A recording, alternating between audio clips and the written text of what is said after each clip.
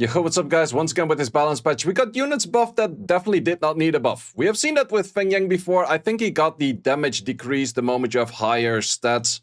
We have seen that with Tricks, where he just simply got more damage, and both of those units were already used. Well, now again, we have a unit that is already used that was in the balance patch, and I see absolutely no reason for that unit to be in the balance patch. This used to be 25% extra damage, now it's 30% extra damage. So of course what people do think about is at that moment you can Lucian. And you used to be able to Lucian, but now you can Lucian with more damage, so you have more chance to survive stuff. But what if I tell you that Mirinae is usable in a few other places as well? Of course we're also going to be seeing her in the Temple of Chaos, but how much damage are we doing on the Lucian right now? We're just rocking in about like 28 or close to 28k. We're doing about like 27k, which is a good bit of damage. However, there's one more unit that can actually use this as well. Or maybe not just even one more, but a few more. One of those units is my good old Hanwul. Storage Guardian for a lot of players definitely does not have enough damage output and would be very much liking random buffs like 8% damage up. But yeah, what if something else gets a 5% damage up? Does Hanwul become usable? And then also the question, where would you actually like to use a Hanwul? Because what can we do with a Hanwul? We ignore passives, but how good is that actually? And don't we need just the defense break? Because he's no ignore defense unit.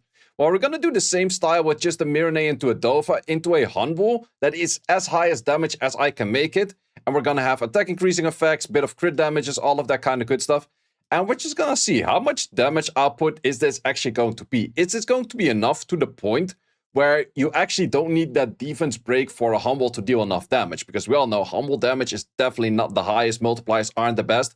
But this way, we're doing we're hitting shield, so I will try to find the defense without any shield. But 42k, we're clearing the whole field, while still being respectively fast on a 107 base on 24 lead. By all means, it's not the fastest thing out there, so you shouldn't really be speed checking a 33 lead on a 115 base. But I do know that I do outspeed this one just for the idea of it, just to see and kind of get the feeling for how much damage do we do without a shield. And is it really recommended to use this? Well, if you know you're gonna outspeed and you can ignore some passives such as a Nasha in this case, or a Moor, or a Jin, or a Byuncho, or any of those kind of things, and you have a feeling you can kill them, it can actually be pretty nice because we can do a decent bit of damage. But if the team is all tanky, Hanwul damage is still pretty darn shit. And that is in that case if we don't have the defense break, mainly by how much defense does an enemy have. So did this buff almost made Hanwul playable? Well, if you have God tier runes, a God tier relic, a God tier artifacts, it is doable, yes. Is it really recommended, however? Depends how much you care about your victories. Because if you deal this kind of damage, it is kind of fine to kill most things. Unless they start trapping you, and then you're pretty much insta dead. You could technically do the same thing with the Grogen, because Grogen also does have a slight bit of a passive ignore, definitely does have more damage, so let's check out same set on the Grogen. Of course, Grogen does not need that buff, but just for the idea of it. Grogen's highest damage set should be a little bit different. I just copied the whole set right now, but Grogen does already get a lot of crit damage from just this over here, so he's rather more attack focused than crit damage focused. But just for the idea of it, copying exact same set, just to see how much damage of a difference it is. Hitting that exact same team that was super tanky in the first place, but one cool thing about Grogen in this case is that Grogen goes for an S3 into an S2 potential. Plus you can already ignore the some of the defense or some of the passives that have the anti-death mechanics. So it is a little bit better, and then we can go for a second hit, which against no stuns doesn't do as much damage, and probably I get insta-murdered right now. If he were to hit for the Grogen, but for some reason, we just ignore the Grogen over there, and then we still probably die-ish. No, are we actually going to survive this? We are actually going to survive this. So in the end, Grogen's still better. But then again, are there that many passes for the Hanwul to ignore in the first place? Well, I would still say, for Siege, maybe Hanwul needs a little bit of an improvement. But what can we do in Arena? Because in Arena, we can actually make it even different.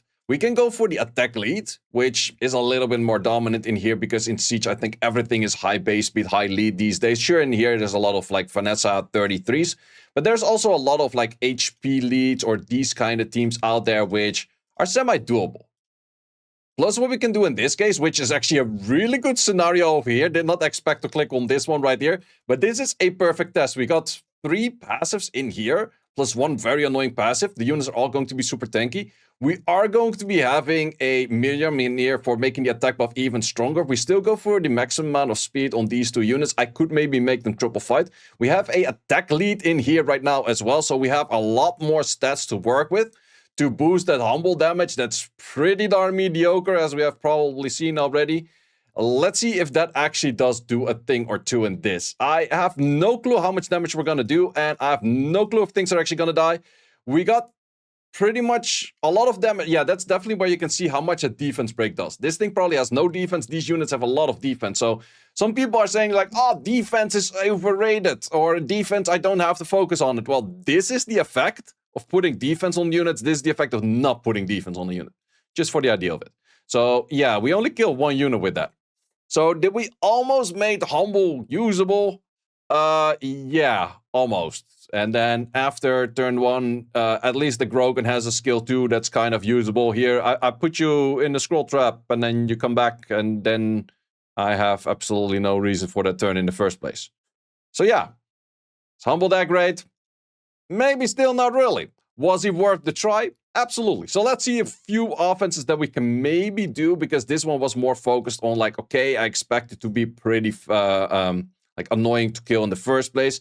But maybe if we find something with like a more, okay, I can see, Bob, we're not going to kill the Valeska, that is an issue. But if there were only units that were squish, all of them were squish, because most of the time more comms, more leads, you can't really hit them, more Jins in particular. Yep, okay, we kill about everything except for the Valeska, which is understandable.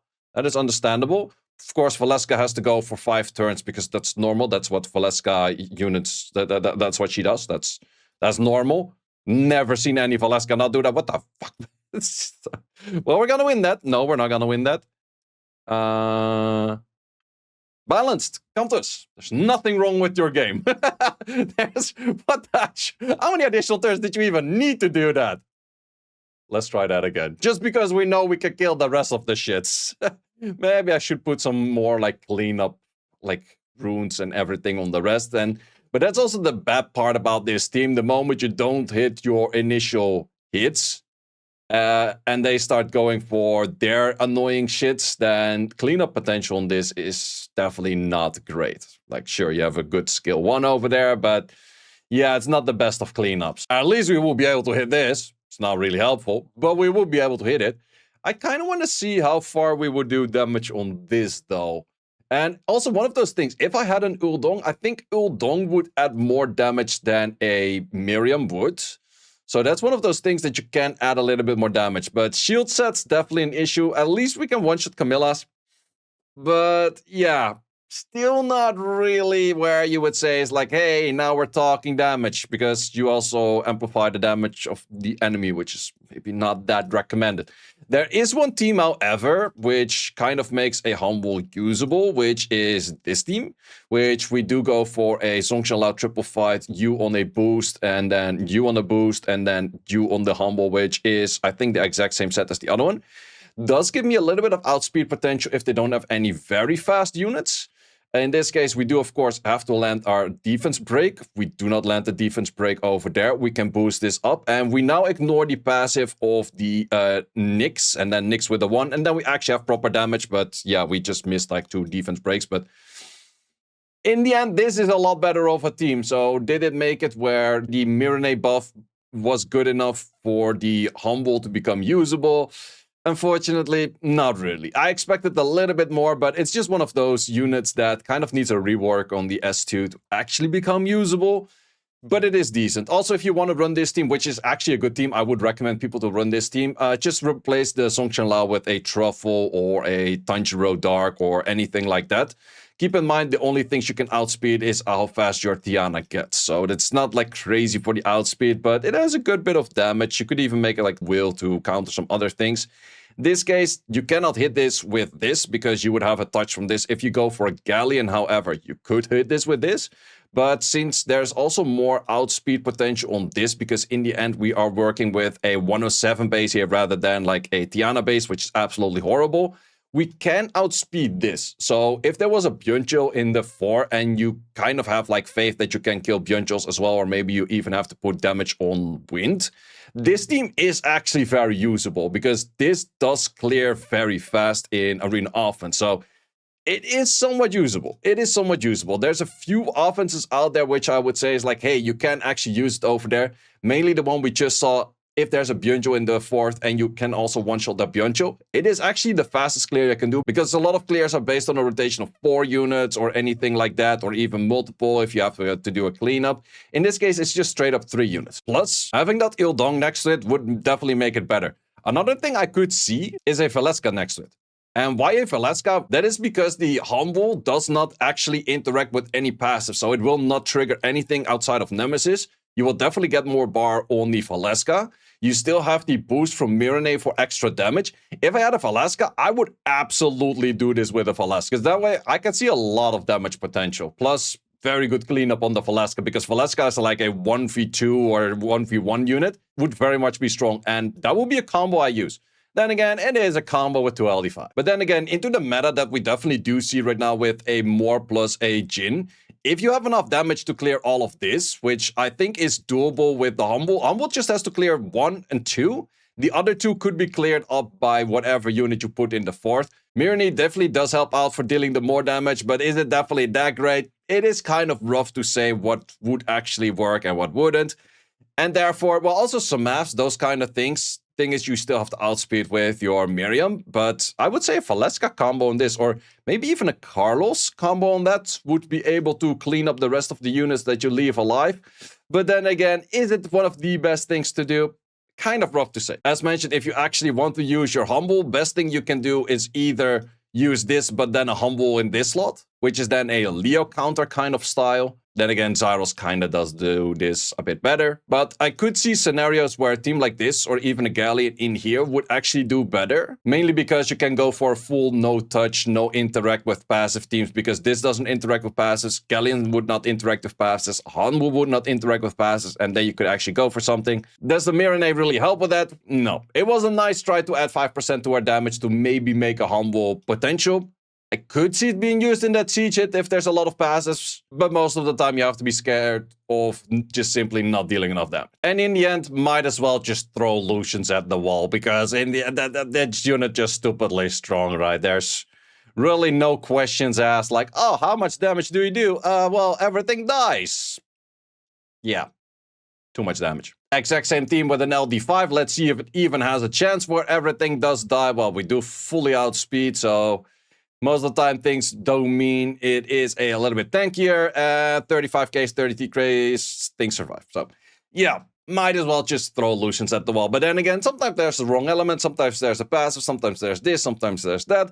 Would definitely say Hanwul does still need a buff, but he was almost on point. Like, if he gets a few more chip buffs of like 8% over here, 5% from this Mirinae, maybe another unit that just gives like the attack buff plus a little bit extra or something like that, we kind of slowly get into the way where Hanwul could become good. But until that time, Hanwul is still as useless as his S2 is, because you can do this, and then you can do this, and you lose your attack buff, and you have absolutely no reason to do that in the first place. And then final touch is a final touch on yo ass, because you're gonna get murdered by the enemy team. I think what Kantwe should dip more into with balanced patches is just changing this awakening into an awakening of the S2, making the S2 a passive. We've seen it a few more units with free runs right now where we have S2 as a passive.